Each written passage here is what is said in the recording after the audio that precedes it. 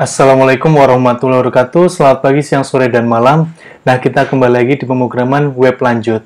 Nah, kali ini saya akan memberikan sesuatu hal yang beda, yang mana kalian tidak menggunakannya di PHP natif maupun di kode igniter sebelumnya, yaitu penggunaan tentang web service.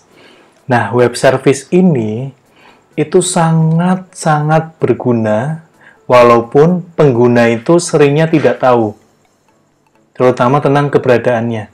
Jadi gini, kalian bayangkan bahwa kalian punya satu database, tapi kalian punya banyak aplikasi yang terhubung di dalam database yang sama. Misalkan, saya punya versi website untuk toko sarung, misalkan ya. Lalu ada versi handphone. Terus tiba-tiba saya punya website yang lain gitu untuk menghitung kalkulator atau menghitung penjualan dalam toko sarung tersebut, tapi menggunakan database yang sama. Terus tiba-tiba ada pengembang lain yang ingin membuat website atau ingin membuat istilahnya versi aplikasi atau versi Android atau yang lain gitu. Nah, tapi kalau kalian mempunyai satu database yang hanya satu saja ya, artinya kalian harus membagi aksesnya ke dalam banyak aplikasi tersebut gitu. Semakin banyak aplikasi, semakin banyak website yang terhubung ke dalam database tersebut gitu. Baik website maupun Android-nya. Nah, dengan teknologi web service ya, kalian tidak perlu cemas. Karena apa? Kalau misalkan semakin banyak yang terkoneksi ke database, maka artinya keamanan kalian akan semakin berkurang. Rasa cemas kalian akan semakin meningkat. Karena apa? Banyak orang yang mempunyai akses ke database-nya. Nah, dengan adanya web service, dia itu mendukung komunikasi antar aplikasi. Gini, saya terangkan. Saya ada satu figur yang mungkin kalian bisa lihat. Nah, di sini contohnya adalah server. Server itu adalah suatu website ya. Misalkan di sini bentuknya servernya itu website. Dia itu yang terkoneksi ke dalam database. Nah, misalkan di sini, misalkan yang lagi ini itu adalah data tentang bencana atau mungkin data tentang pandemik. Gitu. Nah, data bencana atau data pandemik ini boleh diakses oleh semua orang, boleh disajikan ke dalam aplikasi atau dalam website atau dalam Android yang berbeda, tetapi mereka tidak boleh mengakses ke dalam database-nya, karena kalian tahu sendiri. Kalau misalkan orang punya akses ke database-nya, bisa melakukan hal yang tidak diinginkan, misalkan menghapus data, menambah data yang tidak diinginkan gitu.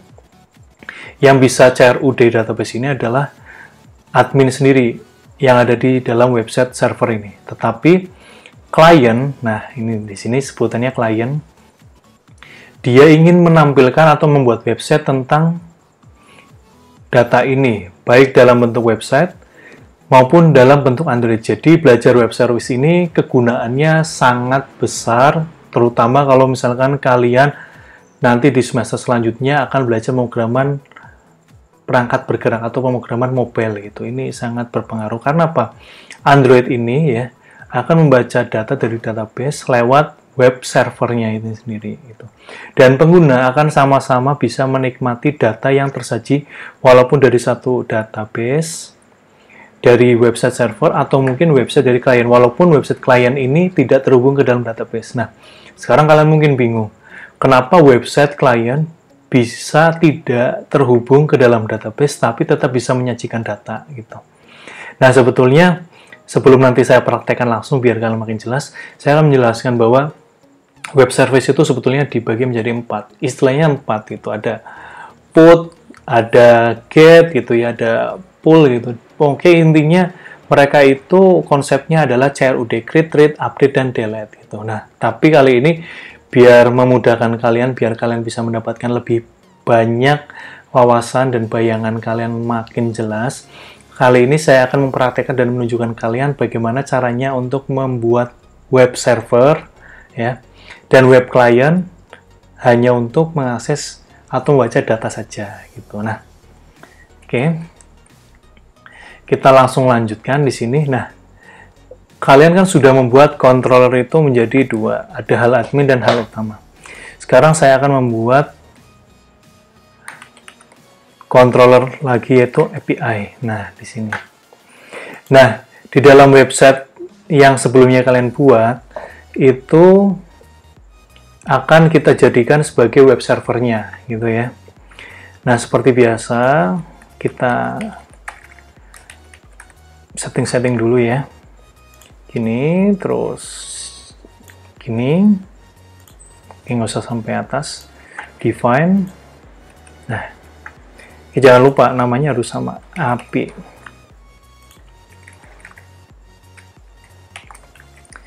Oke, sudah ya. Lalu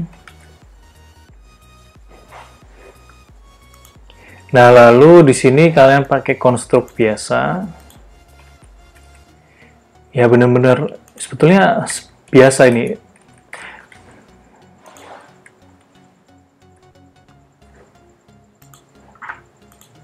Gini.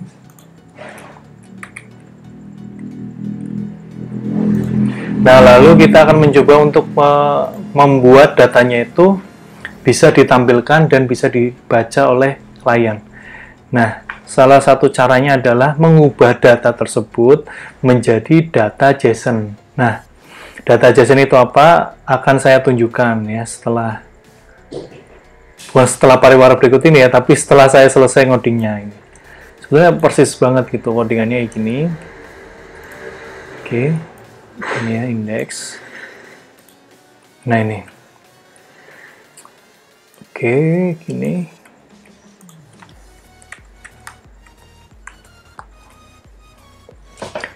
Oke, this modelku get data MHS gitu. Nah, sekarang dari sini ya, datanya itu bukan ditampilkan di dalam view, tapi ke dalam tampilan data yang diubah menjadi JSON. Di encode dulu, dirubah datanya menjadi data ini. Oke, sudah. Nah, sekarang kalian bisa lihat perbedaannya apa.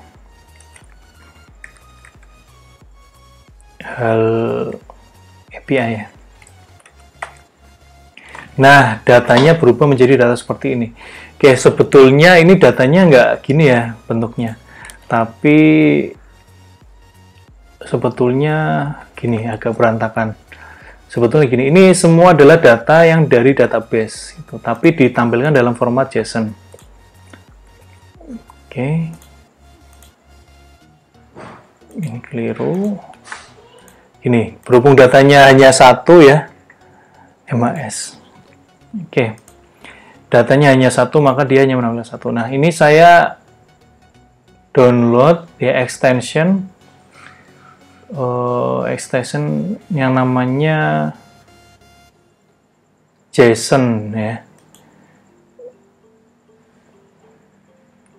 Ini yang mana ya? Saya agak lupa. Nah, ini JSON view itu. JSON view bisa kalian cari di sini. Ya. Nih, saya udah nginstal. Nah, ini. Jadi tampilannya itu biar bisa lebih mudah dibaca ketimbang seperti ini. Itu ya. Silakan kalian download, masuk di extension, cari. Oke, kalau nggak ketemu caranya, oh ini. Masuk di web store ya. Ini kalian cari ya. Biasanya kalau misalkan orang mainan JSON gitu atau web service, dia nginstal yang namanya Postman ini. Tapi kali ini saya akan ngajarinya pakai JSON View aja. Nah, ini bisa kalian download ya, yang mana itu. Yang downloadnya paling banyak juga apa-apa. Di sini ya. JSON View. Nah, ini. Ini saya 2000 download.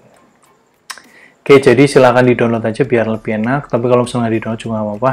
Nah, di sini saya masukkannya ke dalam array lagi. Perbedaannya apa? Kalau misalkan langsung dengan ini, itu adalah format datanya. Di sini kan ada datamu. Di sini ada datamu. Tapi kalau misalkan langsung dari get data mahasiswa, dia nggak ada itunya, penunjuknya gitu. Nah, itu digunakan karena biasanya dalam satu ini ya, satu metode itu biasanya bukan hanya dari satu tabel saja. Gitu. Misalnya ini datamu sih, data MHS. Nah, misalkan saya pengen menampilkan data username sama password itu, ya bahaya juga sih ya. Tapi biasanya pengen nampilin tabel-tabel yang lain itu. Misalkan ini ada barang itu pengen ditampilin. Itu. Jadi orang tuh juga bisa, misalnya nih data barang. Buat contoh aja ya. Barang.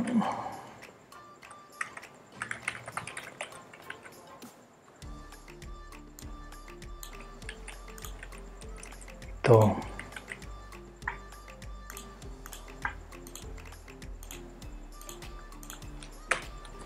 Nah, ada data MHS, data barang itu. Terus kita coba misalkan nama duren ya. Harga 2 apel. Tuh. Oke, nah nanti datanya juga menyesuaikan gitu, kalau misalnya lebih dari 1. Nih. Data MHS cuma 1, tapi data barang 1, 2, 3. Gitu ya. Oke. Cukup simple untuk servernya ya. Lalu, nah ini, saya udah siapkan ya. Saya udah siapkan satu file CI ya di sini. CI polos ya, saya nulisnya. CI polos karena sebetulnya dia itu barusan saya download.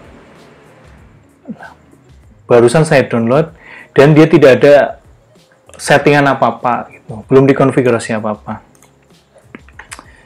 Ini ya, belum apa-apa, database juga betul-betul nol ya. Nah, nanti saya akan buktikan dengan ini, dia bisa untuk membaca data walaupun tidak terkoneksi dari database, yaitu karena yang CI Polos ini akan kita jadikan sebagai klien gitu. Oke. Sini kita buka ya, coba. CI polos. Nah, ini benar-benar polos ya. Oke, terus base URL-nya.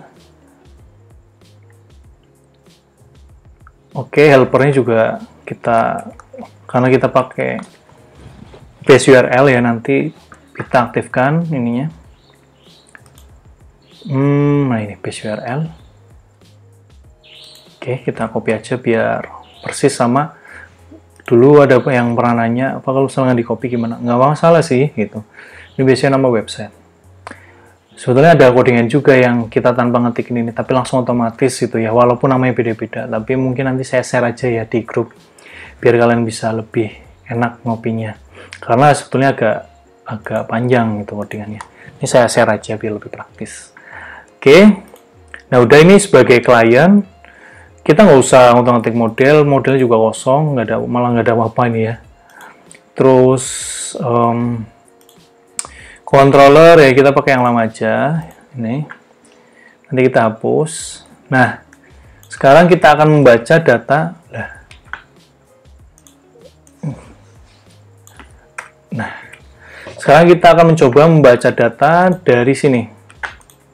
Dari sini akan kita coba tampilkan. Nah, caranya gimana? Yang pertama, karena ini bentuknya sebagai JSON, maka kita harus istilahnya mengdecode gitu. Karena kalian lihat di sini, waduh, codingan udah ditutup ya. Itu sebetulnya codingan yang di-encode, data yang di-encode dari array biasa, data array biasa, lalu dia diubah menjadi JSON. Nah, sekarang kita akan membaca JSON sehingga diubah menjadi data array, sehingga kita bisa menampilkan di dalam view gitu. Coba ya. Nah, sebetulnya cukup simple. Ini kita komen ya, cari aman. Oke, konten. Nah, konten datanya bebas sih sebenarnya variabelnya gitu ya. Cuman ini saya pakainya get contents gitu. Nah, lalu kalian masukkan URL-nya yang berisi JSON ini. Itu ini. Ya. Lalu konten ini ya,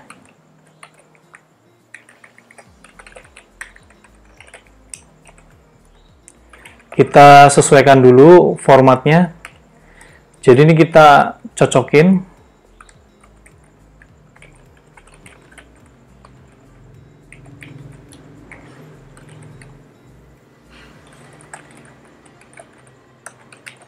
Oke, dirubah dulu formatnya.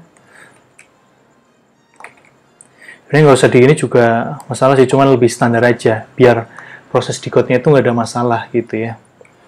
Lalu baru deh kita masuk di result deh, hasil gitu ya, pakai Bindo biar nggak semuanya itu. Nah, tadi kan kalian udah mengenal JSON encode. Nah, sekarang kita akan yang namanya JSON encode itu ubah JSON jadi array itu. Nah, pertanyaan Pak, kenapa harus diubah jadi JSON nggak langsung ditampilan di sini? Nggak bisa gitu. Ini kan format JSON, jadi otomatis ada ininya, ada ini gitu. Kalau misalnya kalian hanya di echo saja arraynya, nanti nggak bisa dibaca gitu. Bisa sih pakai web rolling, tapi kita pakai lebih simple ya.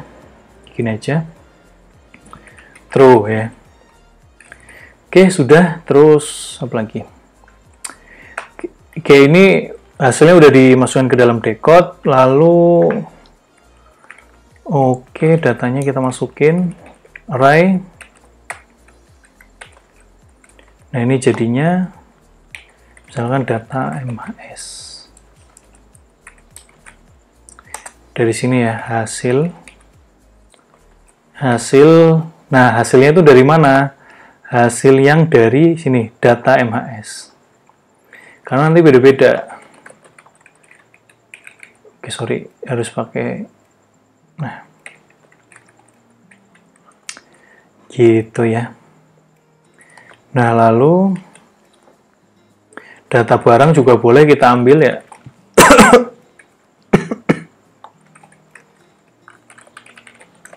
Harus sama persis ini data barang. Kalau ini mah bebas. Kalau misalkan kalian mau ini nggak apa-apa.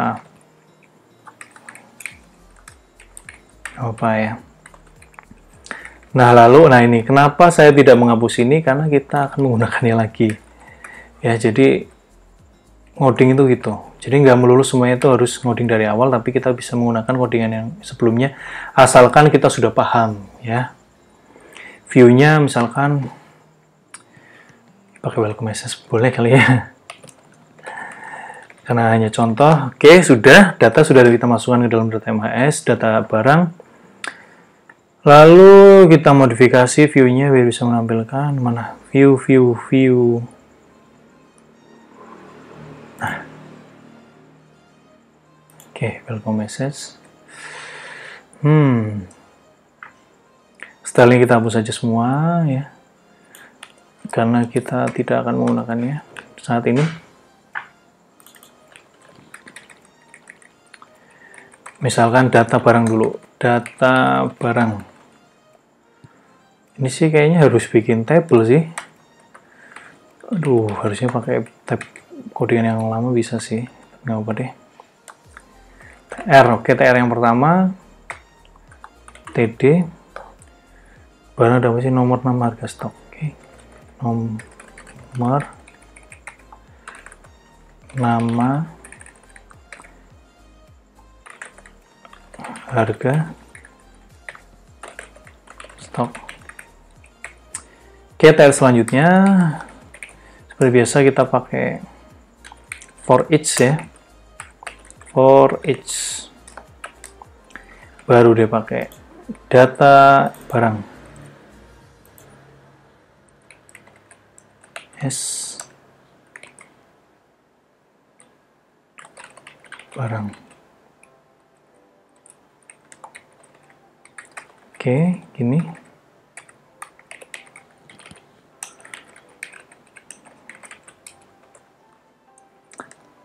TR TD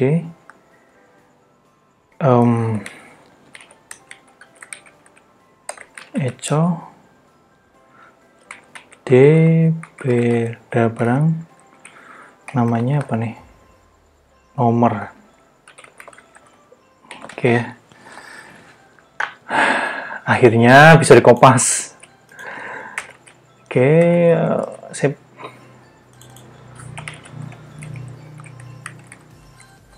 Nama, harga, stok.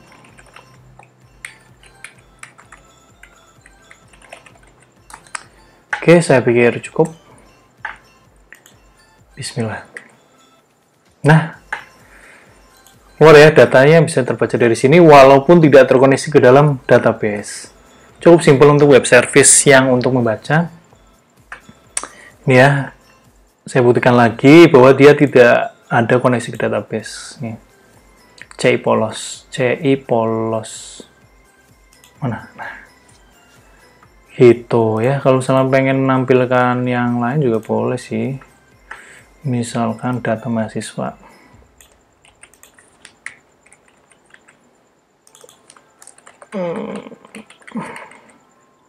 Sini apa?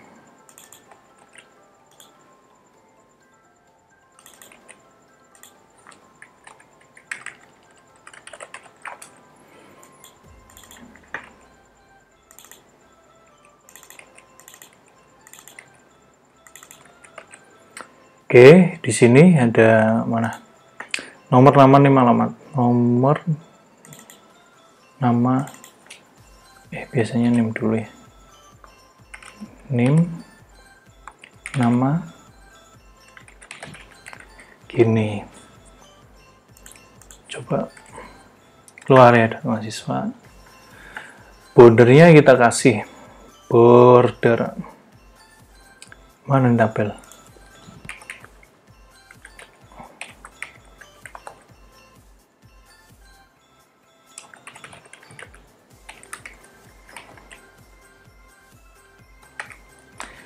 Oke ya, sesuai. Cuman ini kadang merah nih, bikin orang ragu. Oke, sudah selesai untuk web service baca data. Tapi, kalian mungkin mempunyai pertanyaan, Pak, kalau misalkan kita punya web service yang di hosting gitu, dan kita tidak ingin istilahnya tuh semua orang tuh bisa ngakses gitu.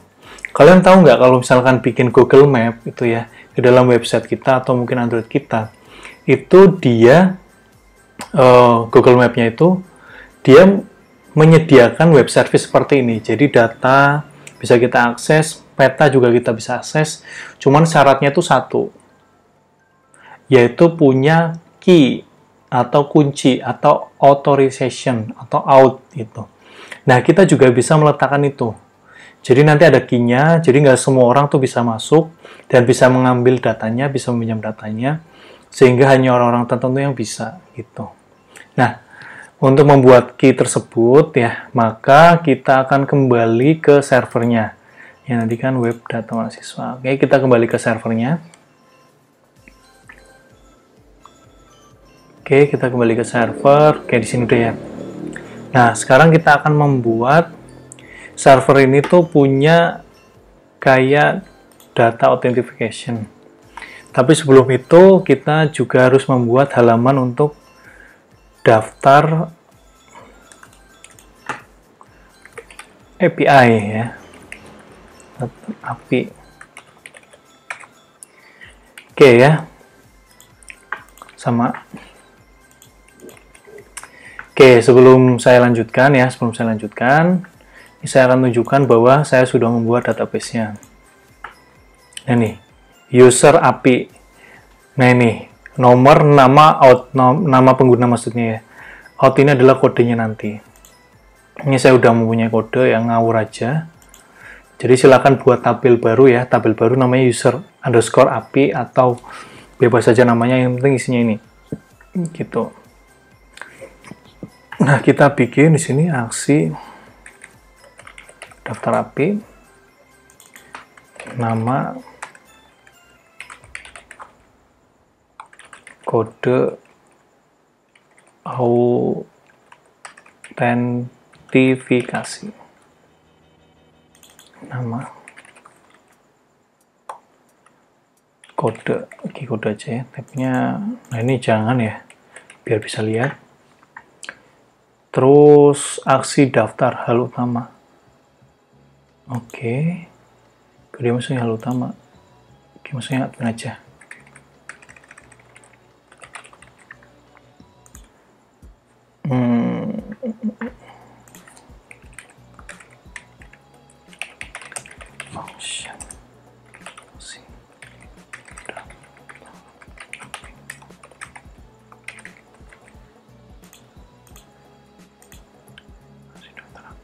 Oke, sudah betul ya. Nah, sekarang kita lanjutkan. Tambah data. Kayak di sini tambah data.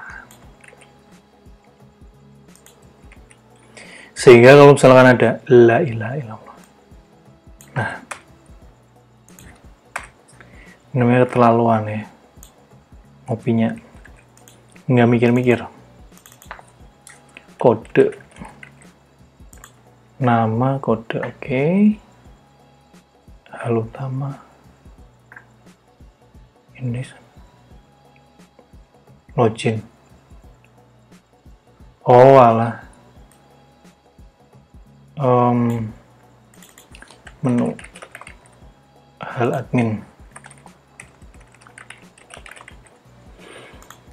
Oke, sudah. Terus nama kode, oke, nggak ada alamat. Oke, ini bukan MAS tapi user API. Data inputan nama harus sama nama out. Oke, saya pikir sudah. Kita coba sambil ngetes yang sebelumnya ya. Oke. Data MAS. Tadi apa lagi? Admin 2905. Oke.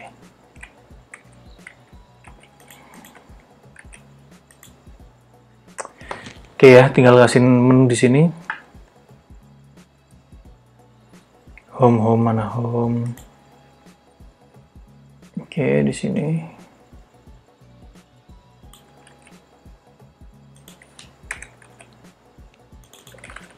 Daftarkan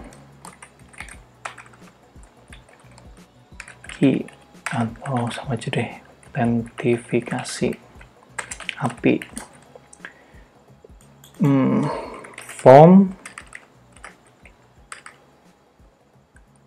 Form daftar API. Lah, ini sama nanti. Form daftar API. Nggak apa lah. Oke, kita bikin di sini.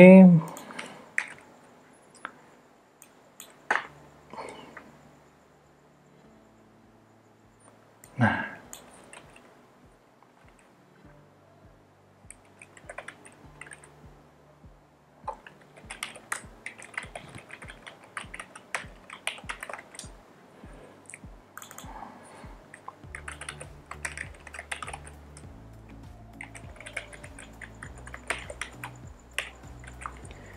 Oke, sudah. Misalnya namanya kabur ya. Kodenya misalkan ngawur. Ini biasanya gini sih. Agak-agak ngawur gimana itu ya. Oke, ini nggak usah di MD5. Gini aja. Oke, kita cek datanya apakah sudah masuk. Oke, kabur ini. Nah. Oke ya, kita coba kopas di sini, nanti kita gunakan. Terus kita masuk di controller yang API. Nah, berarti kan kita akan menggunakan, dia akan ngecek kan apakah API-nya tuh sudah terdaftar atau enggak. Cuman kalau misalkan nanti kalian mengakses API-nya itu bukan dengan format yang seperti ini saja. Tapi dia tuh harus kayak gini gitu. Kasih tanda tanya karena dia tuh nanti kayak get gitu, bukan post. Datanya itu di sini. Jadi itu kayak kode gini, terus masukkan ini. Oke, itu tuh bisa ya. Ya memang bisa karena kita belum set di sini. Oke, kita bikin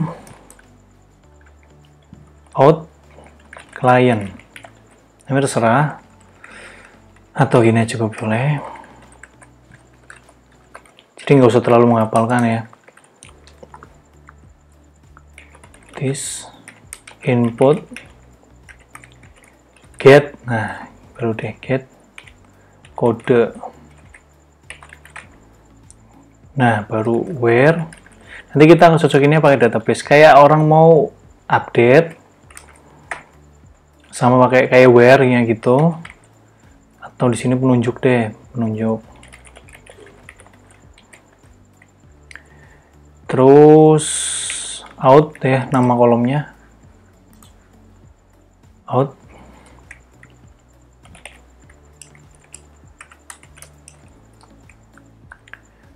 Dari ini.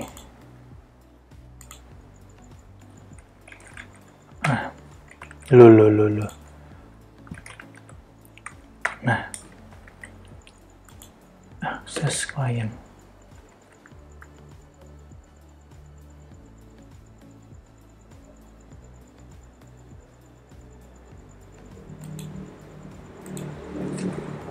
Tunggu harusnya ini betul ya. Tipe.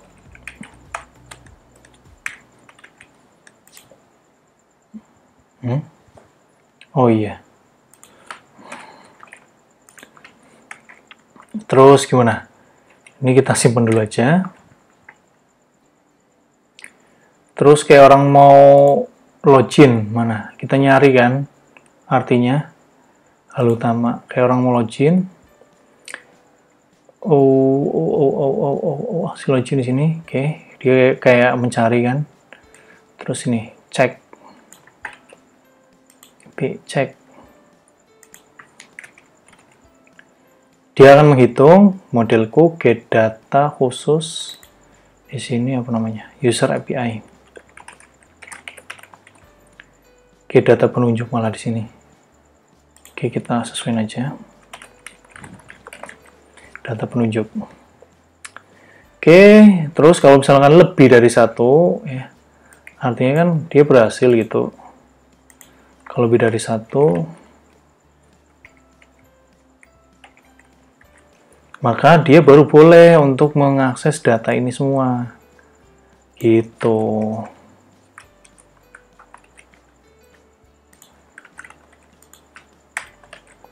Tapi kalau misalkan enggak, kita kasih deh, echo,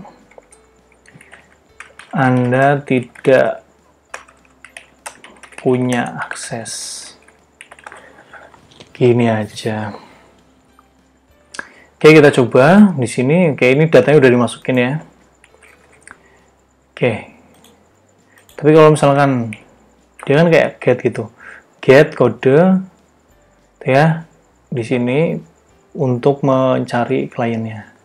Tapi kalau kita coba untuk menghapus ini API aja, Anda tidak punya akses gitu. Nah, jadi nanti gimana caranya kita masukin di kontennya, konten URL-nya di sini bisa masukkan kode ini gitu. Dan setiap klien ya, setiap klien jadi kan banyak aplikasi gitu, klien-klien artinya banyak aplikasi-aplikasi. Itu kalian boleh bikin unik gitu, key-nya gitu. Key-nya ya atau kodenya. Jadi biar terbatas gitu. Dan ini juga bisa kayak dibatasin berapa aksesnya per hari gitu dan segala macamnya. Macam-macam penggunanya kalau misalnya kalian punya key. Jadi intinya nggak sembarang orang bisa mengaksesnya gitu. Web data dari mana? Cek polos.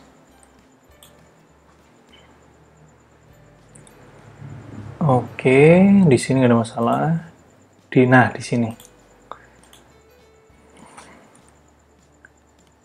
Oke, kita pakai konstruktor ya.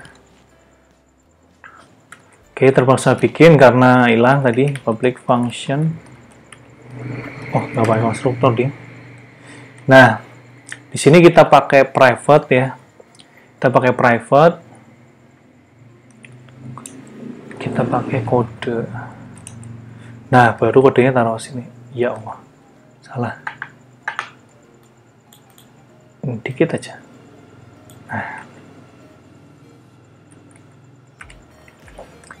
Sebetulnya kita coba dulu, ini belum dimasukkan ke dalam sini, harus dimasukkan. Sekarang kita coba dulu, apakah bisa tanpa itu? Cpos. Oke, error langsung ya. Karena kita tidak punya aksesnya. Coba kita letakkan di sini, tanda tanya. Kasih titik, karena ditambah. Code. Oke.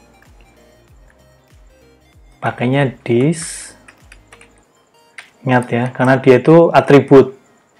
Yang bisa pakai setter dan getter itu yang pakai this gitu. Nah ini, dia udah otomatis pakai setter. Pakai kode. Nah ini, this kode. API. Tadi mana? Kode sama dengan baru, oke. Oke, hanya merubah ini aja sih. Itu. Bisa itu. Jadi nggak semua orang bisa mengaksesnya walaupun dia bebas ya, bebas tanpa mengoneksi dari database, tapi artinya klien yang ingin mengakses data tersebut tanpa mengakses database harus punya kodenya terlebih dahulu dan bisa didaftarkan oleh admin di web servernya gitu ya. Mudah-mudahan paham dan mudah-mudahan jelas. Ini diingat-ingat karena kalian akan menggunakan web service ini untuk CRUD di Android. Jadi silakan di-keep, boleh dipahami. Nanti backend-nya, web servernya pakainya C ini. Gitu ya. Mudah-mudahan paham dan jelas. Terima kasih atas perhatiannya. Selamat pagi, siang, sore, dan malam. Wassalamualaikum warahmatullahi wabarakatuh.